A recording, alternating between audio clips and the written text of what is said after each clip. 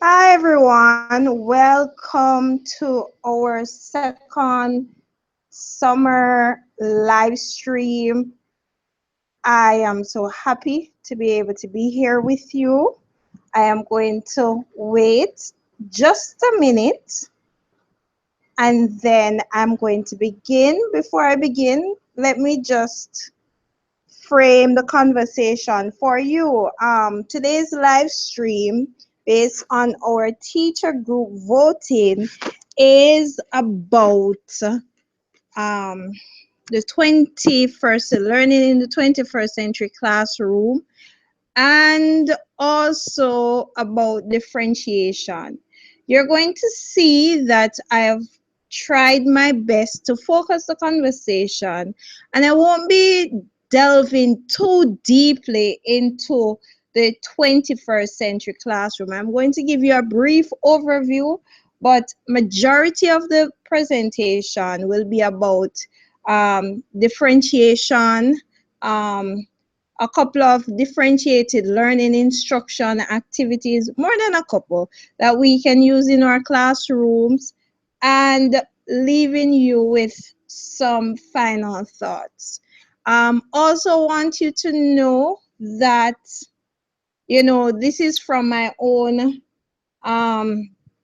research, what I've learned, what my experiences, what's based on what I've done in my own class. And so I am not coming to you to preach to you, to present any claims that I am in any shape or form an expert or perfect at this. Just like you, I am learning and I'm sharing what I'm learning. So if you have anything to add, any suggestions to make, please comment below and I will be able to see it. So let's begin. So we're going to begin. Now, as I said to you, we're talking about teaching the 21st century skills in the language arts classroom. And we're framing it in the context of differentiation and the role it plays in the teaching learning, the role differentiation plays in teaching these skills, the language arts skills in the language arts classroom.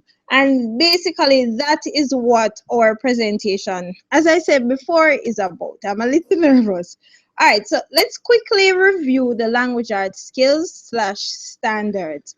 And we all know them as language arts teachers. You have a listening, students should be able to understand and speak, more not to listen and speak the language, right? So we have speaking coming out next, we have reading, understand written language, and we have writing, communicating through written language. So in the language arts classroom, we tend to try and incorporate all of these in pretty much every lesson so that we can develop the language arts skills. There are additional language arts skills that we need to look at. They are not the traditional language arts skills that we normally focus on, but within the 21st century, we're seeing where these skills are coming out. And we're looking at, I'm referring to viewing. So students should be able to understand visual images and connecting them to accompanying spoken or written words. So viewing is also a part of it, and visually representing. So presenting information through images, either alone or along with spoken or written words. And these are additional language arts skills that we realize that we really need to incorporate in our language arts classroom. And let's continue. When we talk about 21st century learning skills, and I hope I'm not going too fast. When we talk about 21st century language learning skills, we talk about the 4 C's, and most of you're familiar with these. critical thinking, communication, collaboration, creativity. And these are the buzzwords that are currently synonymous with 21st century learning, and when we're talking about 21st century skills. Now, when we break them down, we're looking at problem solving, we're looking at agility and entrepreneurialism. And the reason why, and when I was including entrepreneurialism, sorry guys, I'm so nervous, in the presentation, you know, I was like, when I thought of it, I realized that, you know, our students are going to need to create their own jobs in the coming the coming future. They're going to be able, they're going to need to be able to create niches that currently don't exist. And as I'm speaking to you, I am thinking about YouTube. If those of us who know anything about YouTube or we use it on a daily basis, realize that YouTube has morphed into a job for several young people, and I must add, a very lucrative job. And I'm thinking, when I was in high school, that was not even a possibility.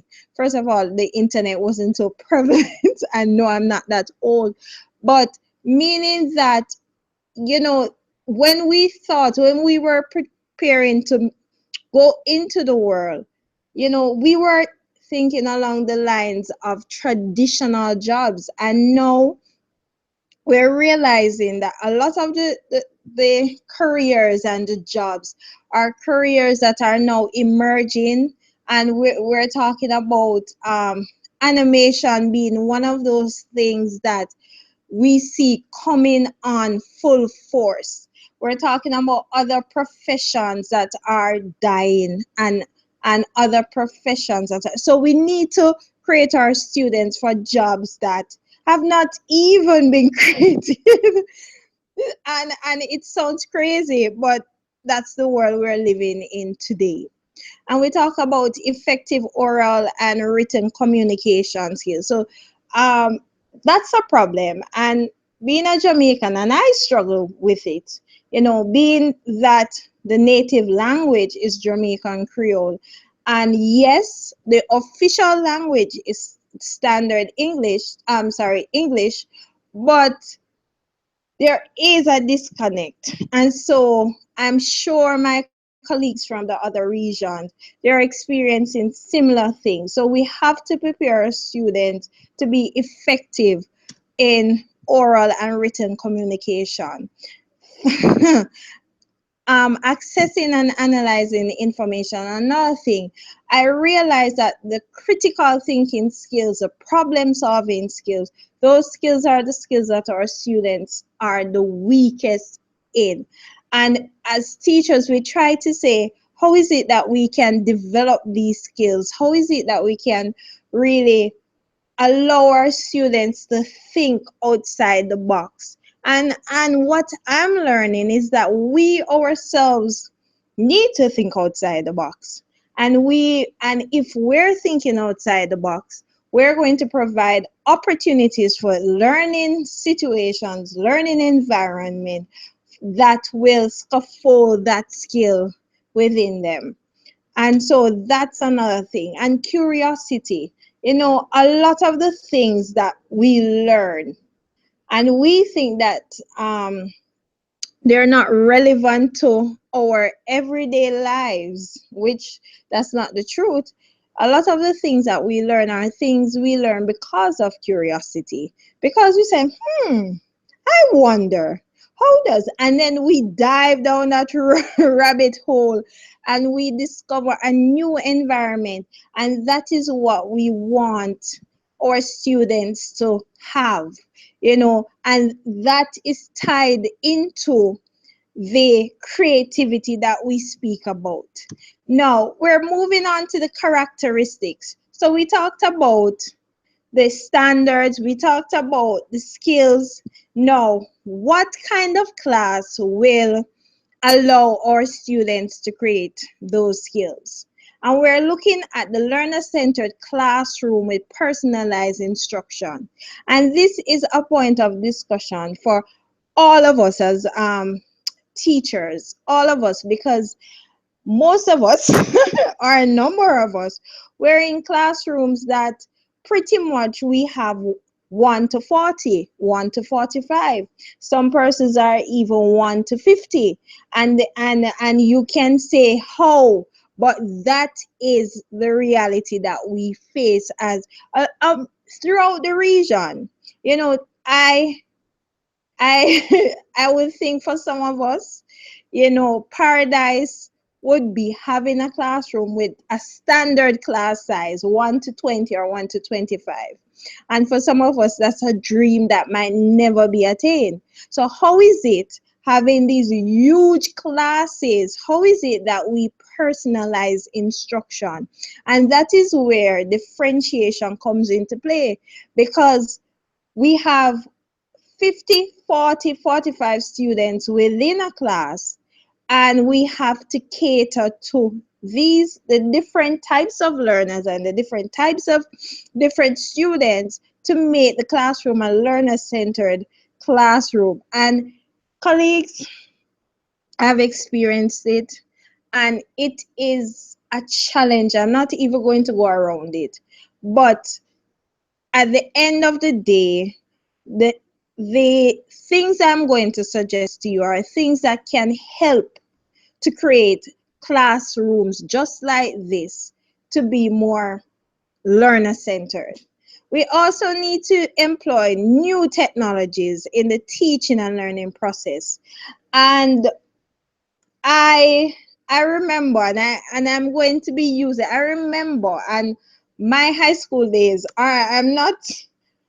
It's not 50 years ago. I don't want to say how long ago, but it was in the 90s.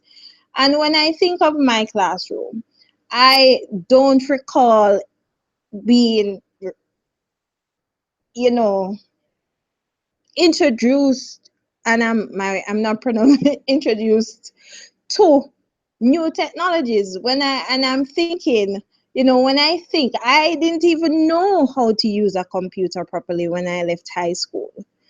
And now it is a thing where there's so many um, technology, pieces of technology and programs and things out there that we can use to enhance the teaching learning process. And we're going to talk about some of those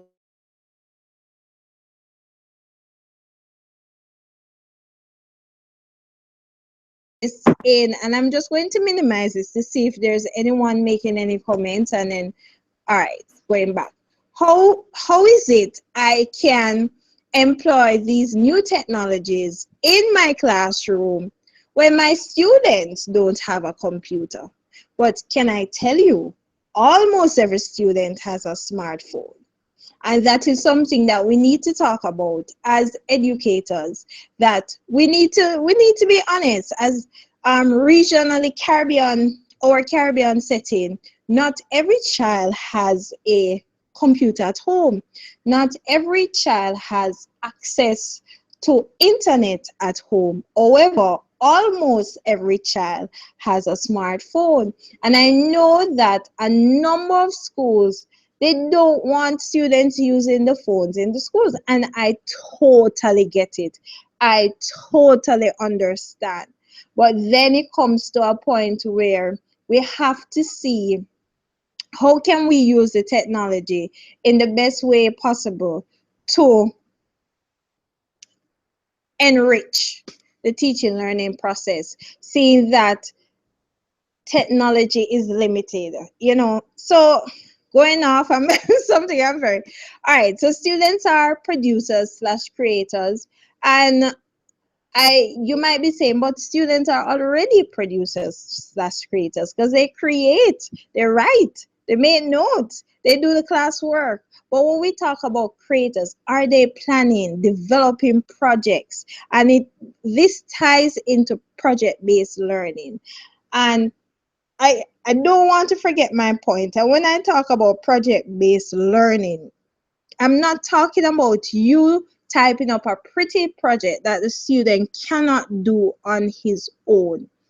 I'm not talking about any of that, because that is my pet peeve. I have been at the end of it where I get nice, pretty projects that the student is unable to complete, and so the student does not benefit from it. So when I talk about creators, when I talk about producers, I'm talking about creating the blog, the videos, the do we allow, and I don't want to say you, do we allow our students to create PowerPoint presentations for their presentations? Do we allow our students to create a blog, to create videos? So do we allow our students to come up in the language arts class to create, and I'm talking about advertisement, create a product, come up with an advertisement campaign, have a what you call an expo where they come out and have their booths with their product and advertise and present their advertisement in the shape form that they want. And so yes, we have all the skills coming out, and additionally they're producers and creators because they have developed something and and develop something that pulls on all the language arts skills that basically is all about 21st century learning. And whew, I'm digressing. So back to what I was saying. So students are producers, creators, and we have project-based learning. And as I've said before, there are more characteristics of the 21st century classroom, because the 21st century classroom is also a classroom that students create and solve problems. But as I said, I am focusing the conversation. Now, the role of the tongue-tied, slow down. The role differentiation plays in developing 21st century skills. So we said the skills, what are the skills that they need to know? They need to know problem solving, they need to be able to create, they need to be able to think outside the box, and the list goes on. How is it that we develop these skills, right? How is it we develop these skills in a classroom with 50, 40, 45 students? And here, this is how we have differentiation coming into play and differentiated learning strategies. So let's go. Differentiation allows teachers to focus on essential skills in each content area, be responsive to individual differences, incorporate assessment into instruction, and provide students with multiple avenues to learning. And that is why it is student-centered, because it's not one shoe fit all. You know, that's not what differentiation is about. The result is a classroom where specialized instruction is the norm for all students. Students with disabilities, and when we talk about students with disabilities, we're not talking about students who are probably physically disabled. We're talking about students who might be on the spectrum. We're talking about students with mild mental disabilities, and there are so many that we have in our class. You know, we have the students with who their ADHD, we have the list continues, right? And we're talking about including some of these students with disabilities to access the appropriate modification, while students who excel have access to appropriate challenges. So the idea is, in the differentiated learning, the differentiated classroom, you have students who from tiers 1 to 3, tier 1 being the lowest, tier 3 being the highest, you know, and tier 2 average. We have students who are lower end to the high end, and we cater to all the learning abilities, right? Now, this model of instructional planning and delivery is not a new idea. So it's not new. Now, the history of differentiated instruction dates back to the 1600s. Colleagues, I did not know this. I was like, what? I did not, I don't, and I was like so shocked by this. I don't know if anybody knew this. Probably I was the only one. But I was shocked by this because I don't remember. Probably I blocked it, but I don't remember being taught how to use differentiated learning instruction when I left Teachers College, right? I don't remember that. And this is something that I started hearing about a few years ago, long after I left college. So it has been around for quite some time. When a one-room house, when one-room houses, were the staple in education. And for some of us, that is our setting currently. That's the reality. In this setting, one teacher was responsible for educating students in a wide range of grades and abilities. And that is currently for some of us our current setting, right? Therefore, one room, one teacher, and no technology. Do I need to repeat that for some of us? That is the setting, right? Now, presently, differentiated instruction is widely touted as the most promising solution to many of the obstacles presented in the present day classroom.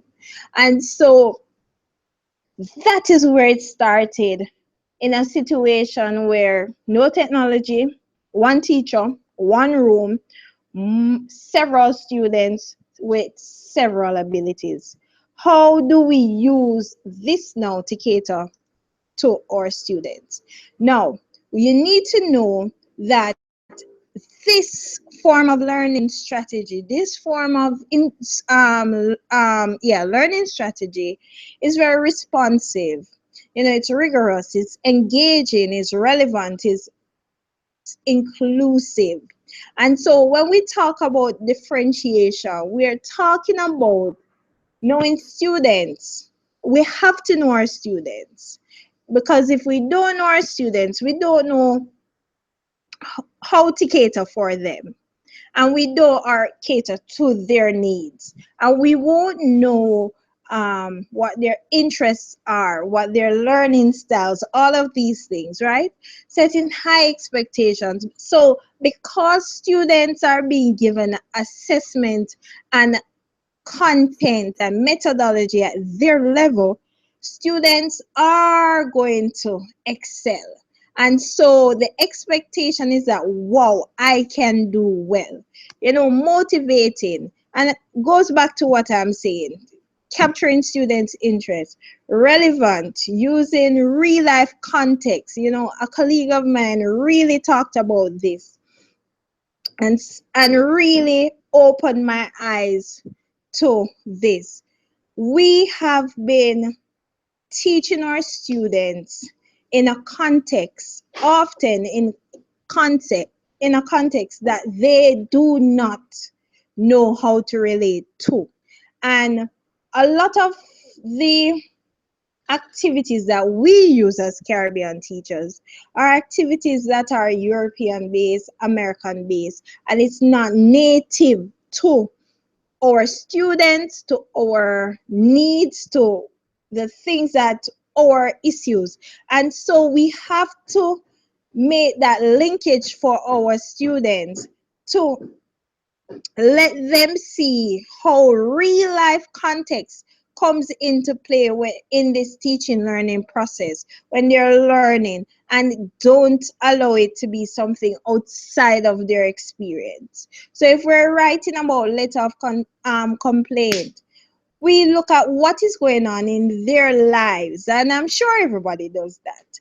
You know, it could be a problem with the school lunch. I think that is, it doesn't matter where you are in the world. I think that is a common problem when we talk about schools, where students are always dissatisfied with the lunch that the school provides for them. You know, so that's one thing. Community issues, and allowing them to talk about these issues, write about these issues, and find ways in which to solve these issues, instead of, in our case in Jamaica, instead of blocking the roads, instead of burning tires, instead of doing all of these things, right?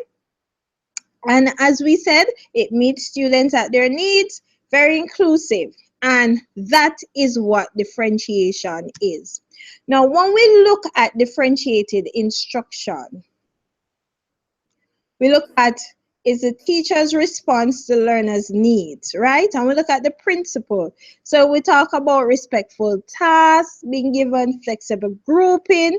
And this is something where I've been guilty in the past, and that's early in my career, where I would put students in groups and I would say, that's where you stay.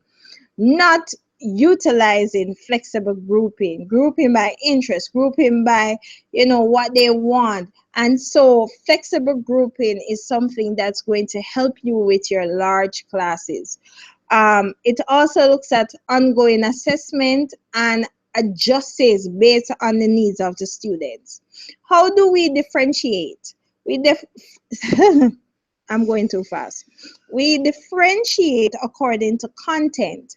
So we can have, based on the ability of our students, we can differentiate how the content that we give. And when I say differentiate the content, I'm not talking about watering down the content, but putting the content in a way that is suitable. So one group could get a graphic organizer based on the content or infographic, and they're able to go through that and select the content from that. One group can get a handout, one group can get a video. All of those different medium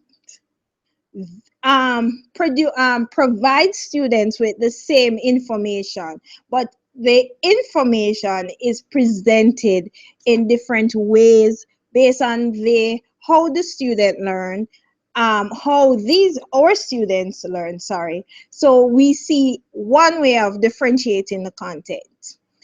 Process, we're talking about, when we talk about process, we're talking about methodology. And that's another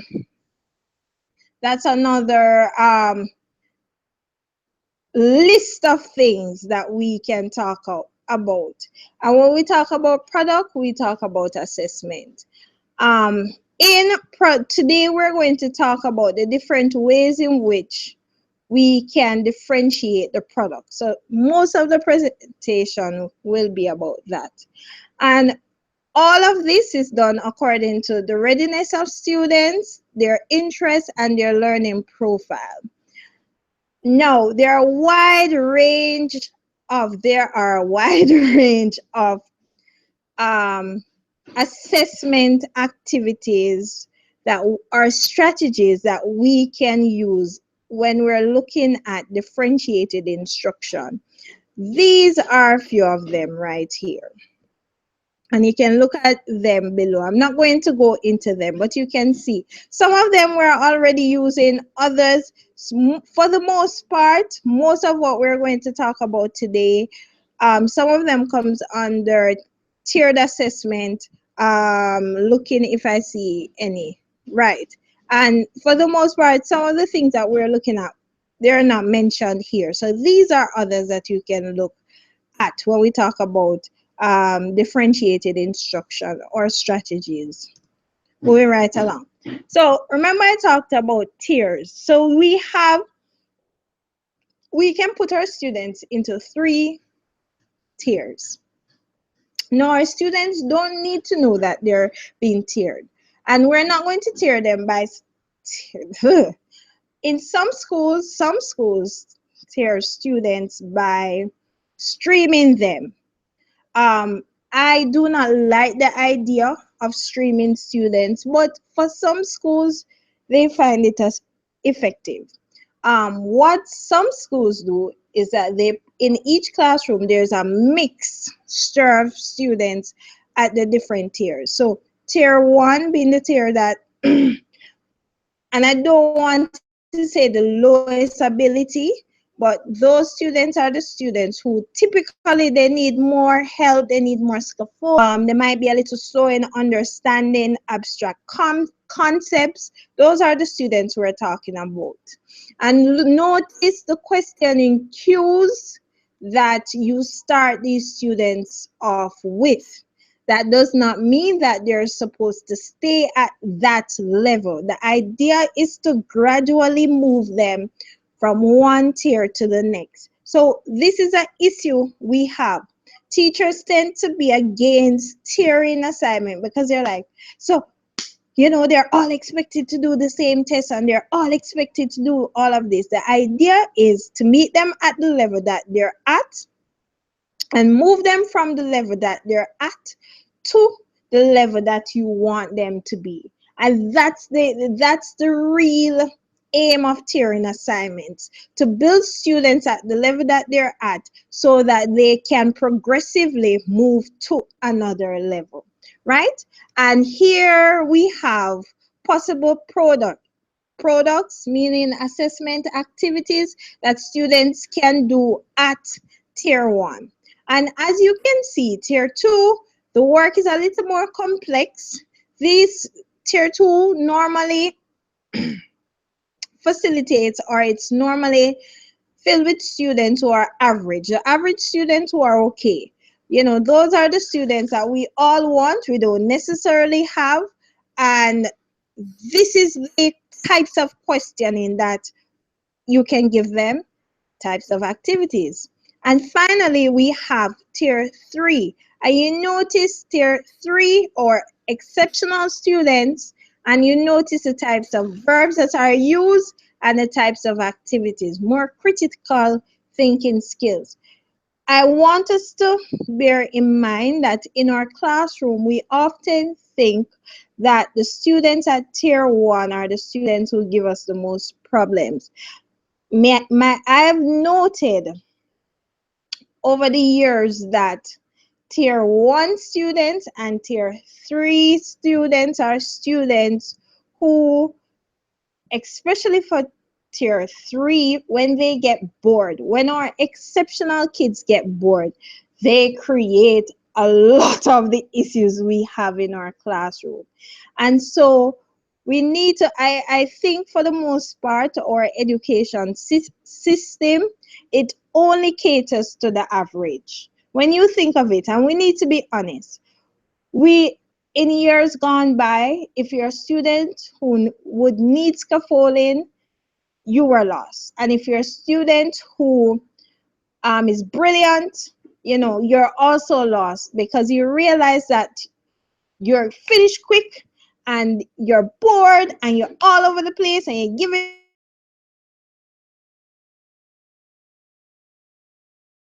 and the teacher label you as a student, not isn't disciplined, and the list goes on. So I want us to know that with tiering the activities, we keep all our students in our classroom engaged, right? Let's go. Now, it's on to the differentiation or differentiated learning strategies, and we're going to begin. So we talked about, let's recap. We talked about what are the language arts skills. We talked about going right ahead. We talked about the 21st century skills. We talked about what the 21st century classroom looks like, and we talked about what is differentiation. So let us now look at differentiate the strategies that we can use to help our students to have these 21st century skills. All right, so choice boards / tic-tac-toe. Now, I like this one. And let me tell you why. I've used this one. This is something that I've used personally and I like it. Now, a choice board is a graphic organizer that allows students to choose how they will learn a concept, right? Now, choice boards can be organized so students need to finish one square before moving to the next. They can be random or they can be organized in a specific way. Now, when we're talking about choosing one square before moving on to the next, this can be done like tic-tac-toe. And we all have an idea of what tic-tac-toe is, where you go diagonally in either direction, right? Now, the level of difficulty of the activities can vary or stay consistent. So you can design your choice board based on the topic you're using and the level of your student. Now, sorry if this picture is not too clear, but I want you to look here. So when we talk about tic-tac-toe, remember tic-tac-toe you have here, you go across here, right? Or you can go up here. Sorry, or you can go up here, or you can go here, here, here. Now, notice the board is designed in a way that you can say to your students, you choose one activity from each column.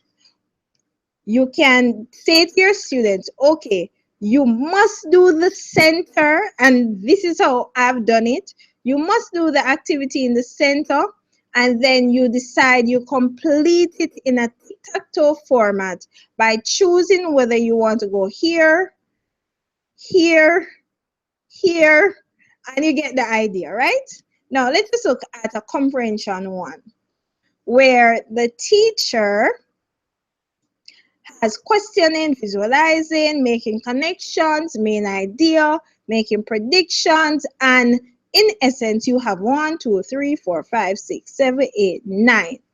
Now, the students, based on the learning styles, can choose, or as I said, you can do it in a tic-tac-toe. So you create the rules. And the point is, you can allow the student to do all.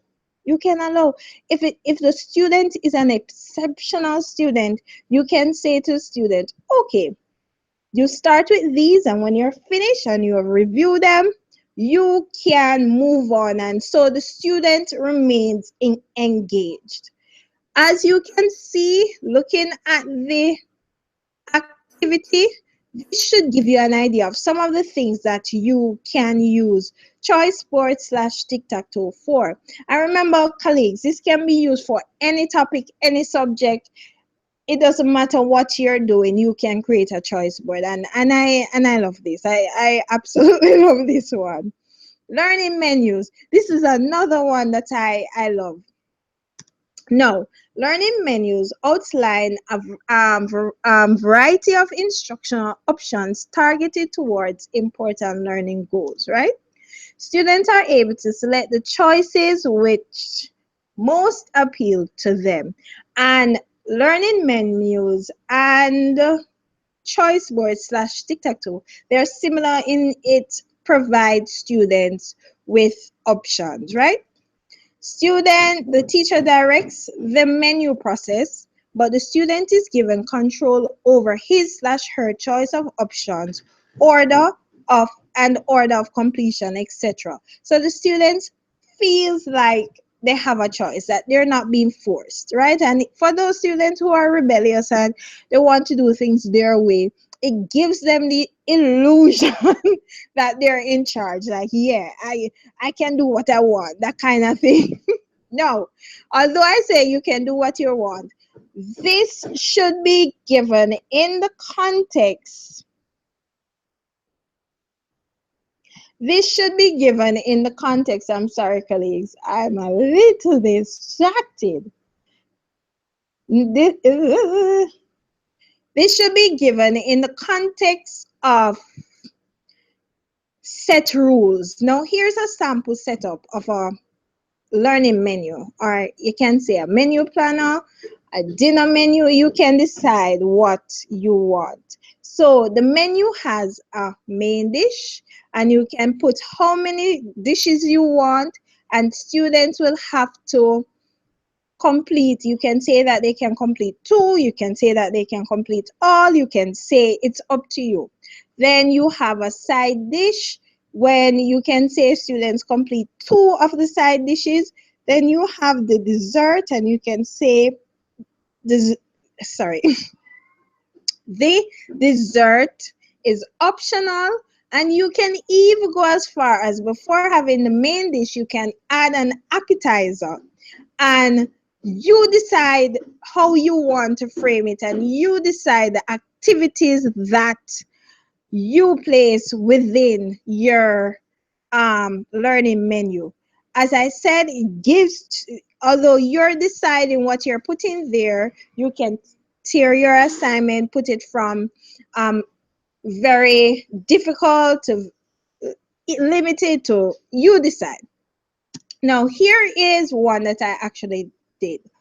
I was doing grade 9 literature, and we were reviewing poems, and we had a poetry slam, and the group of students that I had, they are students that their major home ec, and so they were familiar with the idea of creating menus, so they could relate to it.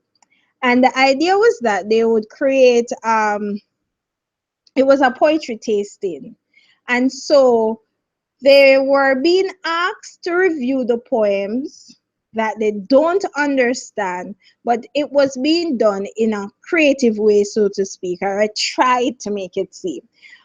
No, this could have been done in a number of ways. So you are expected to choose 2 poems. You could have allowed students to choose 1 from each. I could have allowed students to choose 1 appetizer, 2 main dish, 2 desserts. But based on what I was looking at, that is what I decided to do.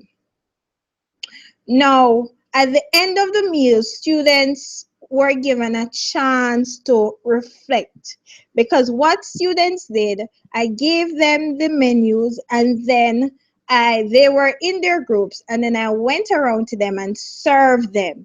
So they would say, okay, they wanted the appetizer, and they would say they wanted my parents, or they wanted little boy crying, or the woman who speaks, and I would give them an overview of the poem that they wanted. So that meant that I needed to have additional copies.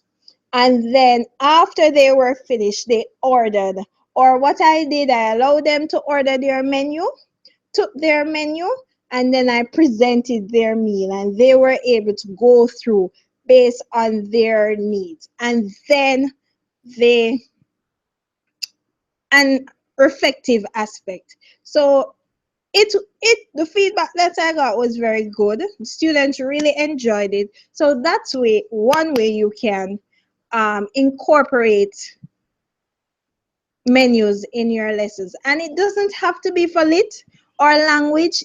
As I said, this can be applied to any topic you're teaching, any subject, it can be used, and colleagues, I must tell you, it works. All right, moving right along.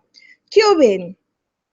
We're going to be reviewing Cuban. So Cuban is a versatile strategy which allows you to plan different activities from different students, or groups of students based on students' readiness, learning styles, and or interests. And as you can see, Cuban is similar to learning menus and choice boards, right? You will create a cube, usually different colors cube for different groups. So this is an activity that you can allow students to do in groups, and each table or each group can get a cube. And I want you to know that these activities help to promote collaboration, critical thinking, and communication, right? And creativity. Continue. So all the 21st century skills are coming out by using these strategies. On each, let me close. Okay, my notifications are coming out, right? On each of its sides, so cubing is similar to having 1, 2, 3, 1, 2, 3, like a square ball. I'm going to show our square box, or yeah, like a small box. Like it's yeah, that's basically it. Sorry, as I'm talking, I'm visualizing, right? To the subject or the concept being learned, right? So to differentiate instruction through the strategy of cubing, you will create different activities for different cubes. You would then assign students to tables with cubes that match their specific needs and abilities. Each student rolls a cube or a specific number of times, and the face that drops up on each roll becomes a task for a student to complete. Right? So they have the cube, they roll it, wherever the cube stops, that's the activity that they can do. And I guess the joy of the unexpected, they don't know what they're going to get kind of thing, will come into play. So this is how you design. And so note it has 1, 2, 3, 4, 5, 6 sides, right? And each side, and this is just a random example. Each side you place your activities and it's glued together. As I said, it can be a box kind of thing. And you have it in different colors with different questions, right? Then another example. Here is a cubing sheet based on onomatopoeia. And all of the sides, the questions are placed on all of the sides. And as students roll, they get, and students can probably get a chance of rolling 2 or 3 times. And what they can do is that they can roll, write their first activity down, and complete that. After they have done that, they roll again to get a different activity. So it's kind of exciting, kind of fun. You can have different cubes, as I said, with different activities, and you can switch them around. All of these things can be kept in terms of you don't have to be making these things every year. These things are things that can be recycled over the years so that you can have them as resources. So this is one fun way for students. Oh, another thing before I go, another thing I saw a teacher using football for cubing, and what the teacher did was to write on the white squares, to write the questions, right? And students would, the ball will go around and students would catch it, and when they catch it, they select one. And that was another fun way that students were able to do cubing. So that I thought was pretty awesome. All right, now think dots. And I love to think about this as playing dice. I don't know why, but that is what that is what comes to my mind. Hold on, I'm going to pause a second to see if anyone is. Ooh, what did I do? OMG, what did I do? I messed up. Hold on. Oh my gosh. Colleagues, I am sorry. All right, so let me just come right here. Hopefully, you're still on. Yes, you're still with me. Nobody commented. Fabulous. So we're still streaming, still live. Okay. So let's go. Let me make this bigger and let me get to think dots. All right. Now, let's talk about think dots. Talk about think dots. Now, think dots are similar to cubing. There are activities that are numbered 1 to 6, just like a dice. Students can select their activities by rolling selected dice or die. You know, you have more than one, good. These are activities on the, So these are activities. On the activities should allow students to, the activities on the activity card should allow students to explore what they just learned from a variety of angles, right? When we talk about think dots, this is what I'm talking about. And as I said, I love to call it dice. That's not the right word for it. But you give students a sheet like this and you have the dots on it. So you have from 1 to 6. Students, and it's similar to Cuban, students throw the dice. The number that they get, that's the activity that they do. And they do it that way. So that's another way of doing it. And this is an example of poetry. So you want you to see if this, look at number 5, is this poem could play. If this poem could play any game, what game would it play and why? And so these are just random questions to show you how, or an example of when we talk about think that's what we're talking about. Now, back to what? So that's another way of doing it, right? Now we talk about task cards. Hope I'm not going too fast. So when we talk about task cards, a task card is a written description of an assignment, a guideline indicating how a task defined by the educator can be performed by the student.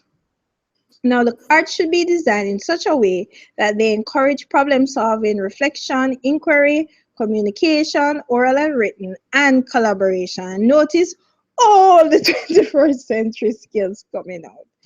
All right. Task cards can be created in a variety of ways according to the specific task the teacher wishes the student or the children to complete. And we see the task cards, and this is based on quotation. Now, you can modify this in terms of you print your cards on letter size paper and you paste the paper around the classroom with arrows at the end of the paper, and the students start at 1, or they can choose one end, so you have probably a left hand side and a right hand side, and students can work from each side going around the classroom completing the task. So it can also be done in the form of a treasure hunt, in terms that students, you give them a task on 2 sides of a paper. On one paper is the actual task, and on the flip side of the paper is a clue for the next task. So you give them one clue and they find that.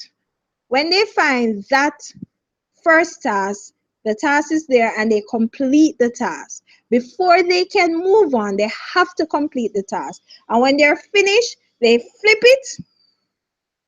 There is a clue there to find task 2, and the clue should be such that it forces them to think critically, right? It could be a rhyme, it could be whatever. And in order to find the second task, they have to do that.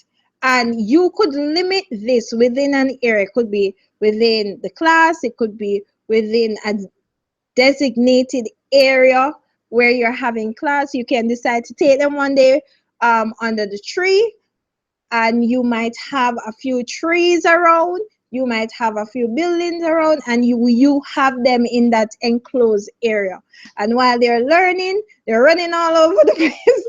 Guys, you see, I get very excited about these. Are the things that I get excited about. These are the things that I love. That is why I think I love differentiation so much, because it allows me to really think outside the box. And instead of doing the same old thing every day, I get to have some fun. I get to create. I love to create. So I get to create things that I run experiments to say, will this work? Okay, let's try it, and get the kids to do it. So my inner nerd is just shining through, guys. Another example, and this is based on an informational text that students were given. And notice these cards are numbered, so they had 1, 2, 3, 4. And notice the edges for them to be cut and placed all over the place. And I want you to note that although these activities come off as being simple and fun, I want you to note that you can make it as critical. Like when I say critical, meaning when I am thinking about the Bloom's taxonomy, you can pull students to the critical level, to critical thinking without students actually realizing. And so it becomes a part of their thinking. It becomes a part of their process. That's what I wanted to say. Now, another thing that I liked, and I want to show you 3 final example: subject and verb, subject and predicate, and write the simple subject and the simple predicate.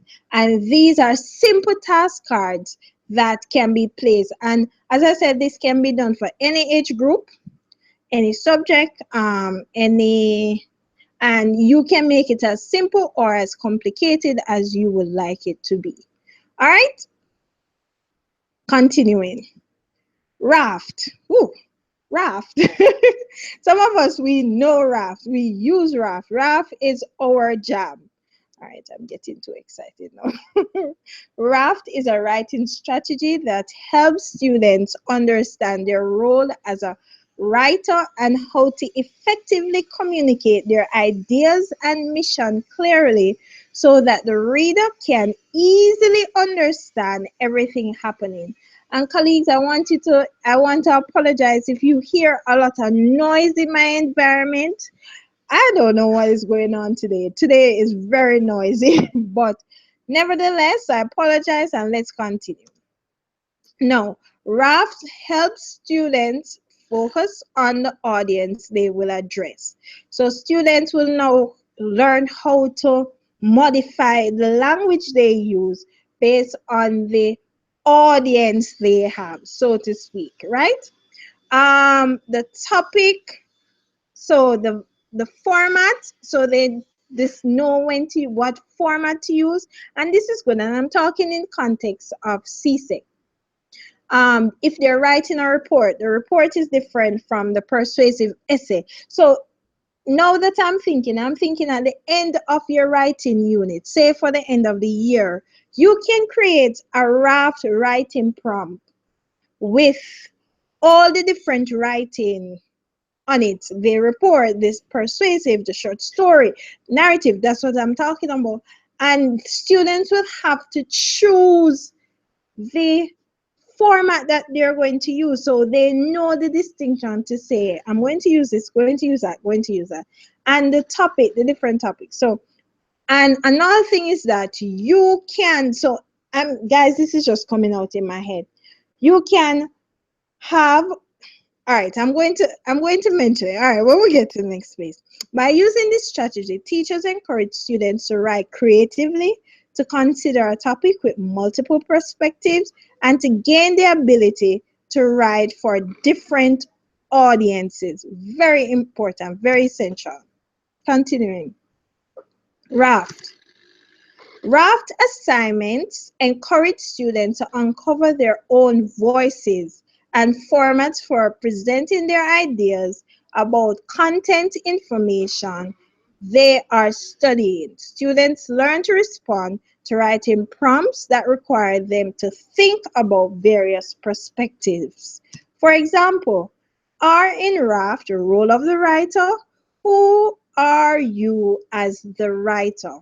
So a movie star, a president, a plant, and I would not say plant, but hey, let's go.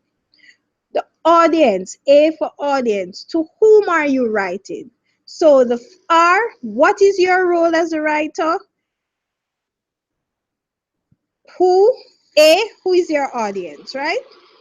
Next, format. In what format are you writing?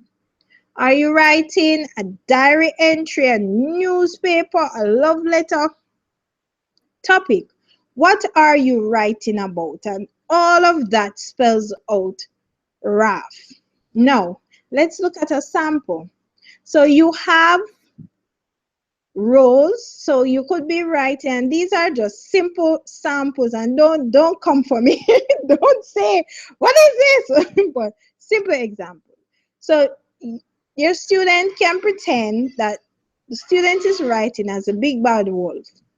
The audience is Little Red Riding Hood, and the format is a letter of apology, and the topic, apology for trying to eat your grandmother. So you have an idea of what the structure of the Raft writing prompts. Now, as I was saying before I just stopped in order to come to here, after students get used to using Raft, you can do a couple of things, and this is just on the spot, guys. You can give them their role and take out and give them the audience, or sorry, take out the audience and give them the format. So you can take out the different aspects, right?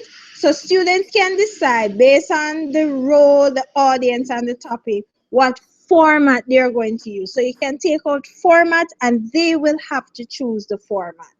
And that's one way of allowing them to know what is the appropriate format to use when writing. So that's one rule.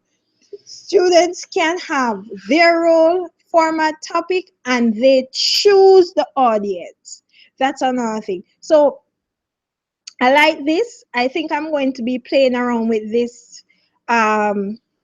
in the coming school year, and I will at some point, maybe to the end of the school year or the end of the term, I'll let you know how this works for me. But I like the fact that you can tweak it to your needs. So I like this. This is nice. This is good.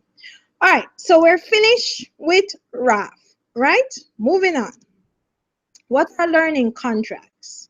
And we're going to be talking about learning contracts, right? So learning contracts, they are, or it should be, an agreement between the teacher and the student or students, right? The contracts contain freedoms granted allow students to have certain freedoms that they can do, let me move this, to produce specific works, right? So it gives students the freedom to create the work when they want to, right?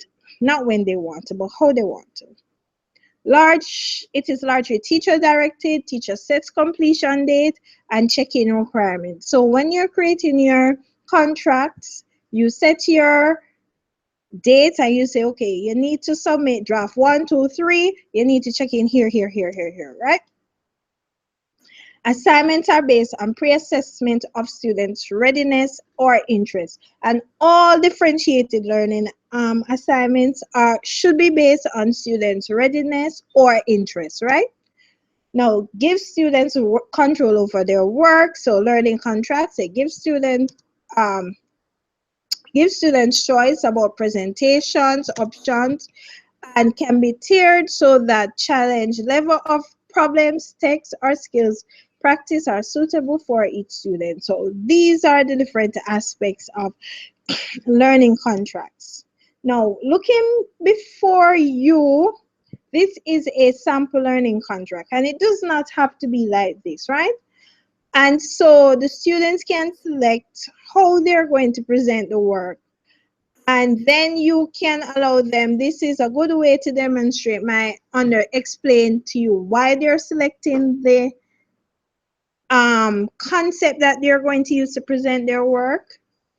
They can now think what they're going to need help with.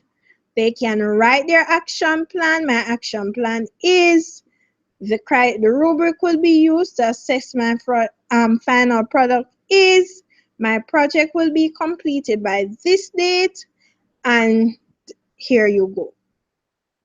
Another aspect is that students select, you give them the dates, and you have different types of learning contracts. This is just one type. As I said to you, there are a variety of learning contracts. Now, I think this is the last activity, right? There's one more thing I wanted to talk about. I wanted to talk about learning centers, learning stations. Now, I did not include it in the live stream, but I wanted to talk about it because it was something that really helped, and it did not, or it shouldn't, it does not have to be a formal setting, because when you work in the high school system, you don't have a classroom for yourself.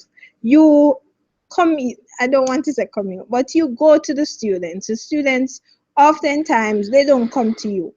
And so for our setting, or that's my setting in Jamaica, for my setting, what I had to do, I was at a school and we didn't have a library. And we needed to, and I needed my students to do some research. I needed my students to work. And so I created learning centers by placing students in flexible groups or allowing students to go into the groups based on the centers that they wanted to be at. And what I did was to have folders with the work within them. And folders were at placed at different groups or different areas, and students went there and they did the work and then they moved. And so that's one way that really helped, and I wanted to just briefly touch on that. Now, what are the traits? When we talk about the 21st century skills that our students need to have, when we talk about using differentiated learning instruction, we need to also say and be very realistic and be very honest that in order to have students utilizing these skills, in order to have students gaining these skills, we ourselves need to be 21st century teachers. We need to have the traits of 21st century teachers, because we are the one who are, we're creating the learning environment for them. And if we do not have the traits, then we will not create the environment, and therefore the skills will not be learned. I don't know if you understand what I'm saying. And so when we think about helping our kids, we need to also be very honest with ourselves, and we need to say, you know, what are my skills? What are the traits? I think you can go and say, look up, what are the traits of a 21st century teacher? For the members of my teacher group, Facebook teacher group, I posted an infographic, a picture this morning with about 10 or 12 skills of the 21st century teacher. And a lot of them we are already doing. So we need to be forward thinkers. We ourselves need to think outside the box if we're going to need to teach our students how to think outside the box. I don't know if you get what I'm saying. We need to collaborate. A lot of the issues we're having as teachers is that we hug up the information that we have. Let's be real. And I'm not attacking, and I say this because I had to learn to let go as well. So I'm also saying this, and I'm speaking to me while I'm saying it. So don't think I am preaching. I'm not. We need to learn to collaborate. We need to learn to share. We need to learn to network. We need to learn that we do not know it all. And in this new environment, we need to collaborate in order to grow and in order to survive. We also need to come to appreciate social media. When I say appreciate, I don't mean you need to jump on the bandwagon, but appreciate it for the good that it can do. But also we need to be mindful of how we use it and how we teach our students how to use it. And so we ourselves need to know what we need to post, what we should not post. How do we treat our students' work on social media? How do we treat our students' images on so this is something that recently I went to a workshop and the presenter said it, and I said, wow, I did not think about it that way. And the presenter was saying that, some of our students, some of them are in situations where it is not wise for their images to be online. And as such, we need to be mindful how we post. Yes, we have our groups, but how we post the work and the images of our students. We need to think about our students and take ourselves out of the equation. I had to learn this a lot. And I remember when I first started to do it. This year was one of the years where I was not able to have my classroom the way I wanted it because I was constantly roaming.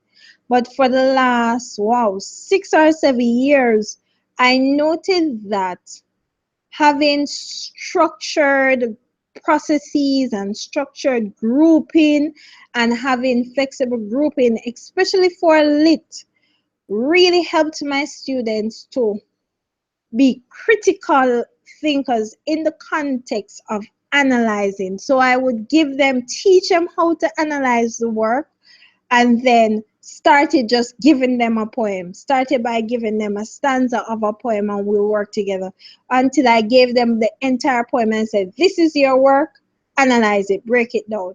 And they didn't like me. They didn't like me in grade 10 in terms of, they were like, Miss, it's too hard, it's too hard. But by the time grade 11 rolled around, they were able to develop their analytical skills. They were able to manage being able to analyze the poems better than they were able to do it in grade 10.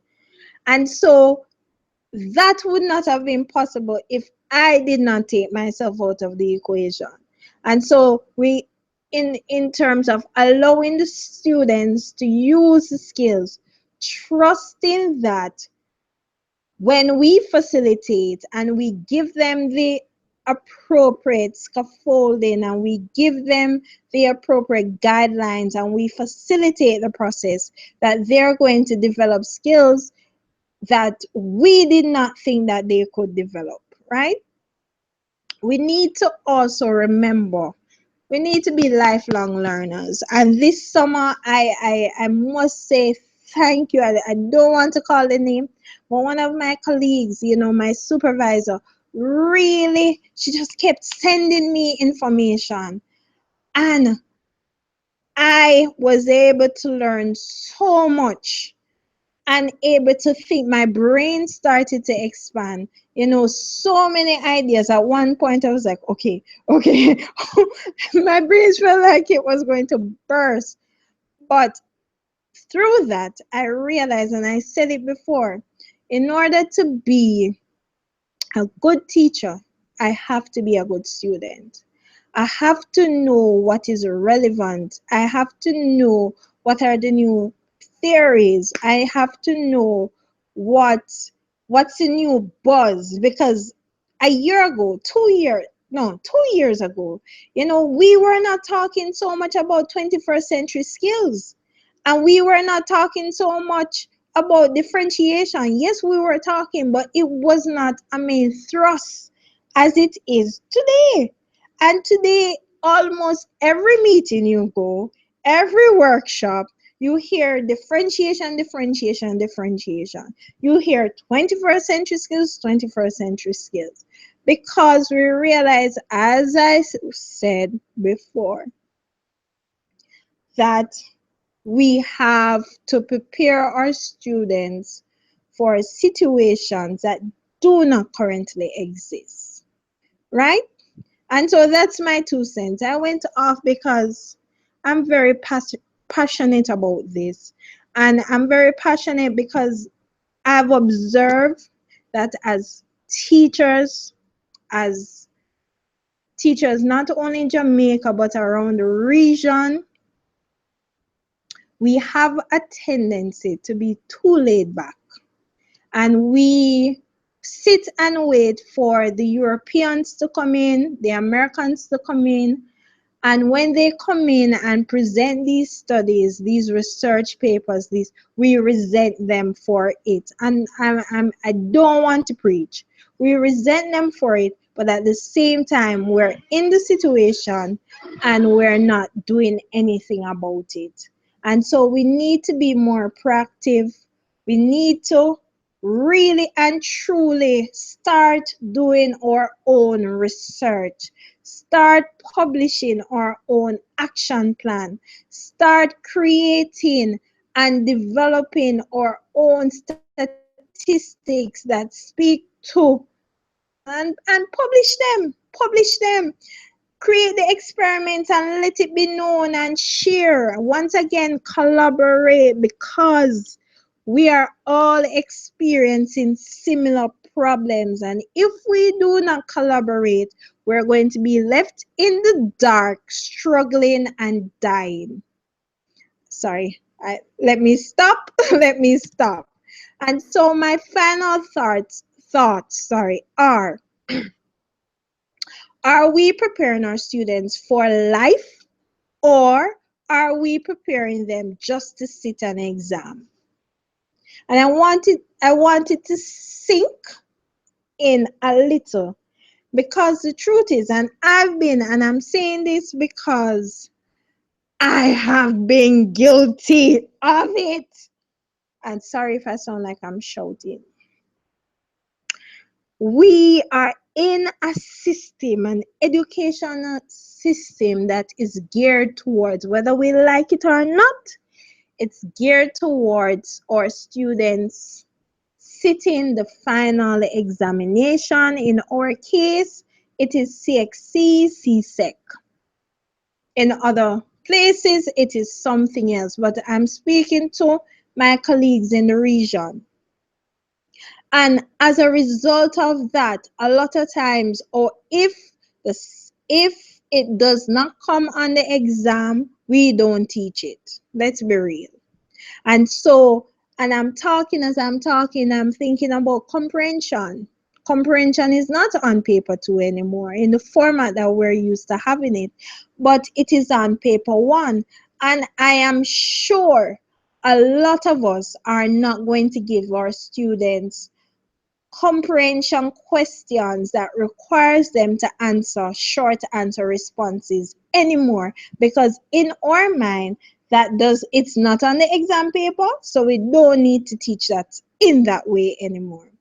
And so the question is it that we're preparing our students for CXC, or we're preparing them for life?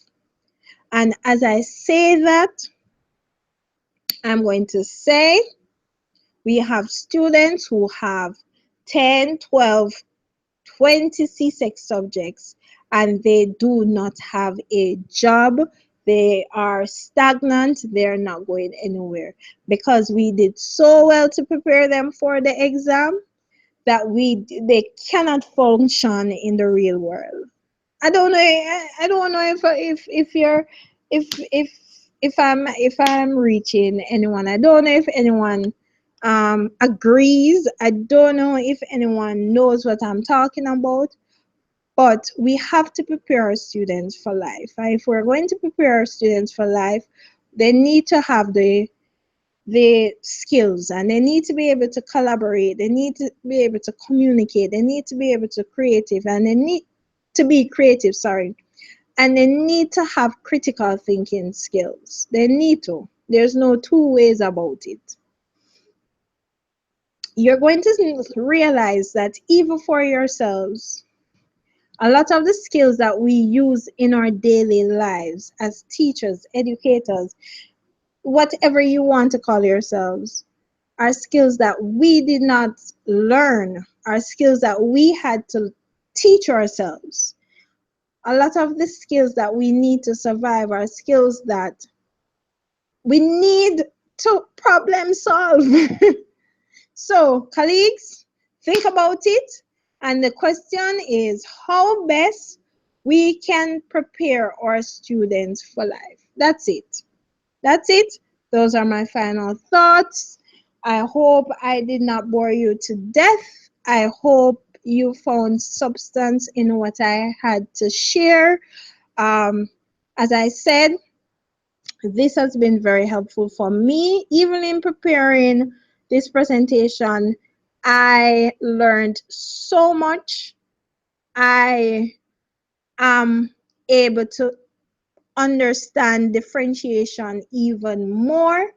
It is a process. I'm not going to say I know everything about differentiation, or I know everything about 21st century learning skills, but it is a process, and as such, it's ongoing. It's ongoing learning. It's ongoing. And so, colleagues, share if I did not touch, and there are a lot of other differentiated learning instructions that I did not touch because time would not permit. But these are the ones I share these ones because they're simple. You do not need a lot of resources to get them done. These are things that we can integrate within our lessons that we're already doing, and it's relatively simple to integrate.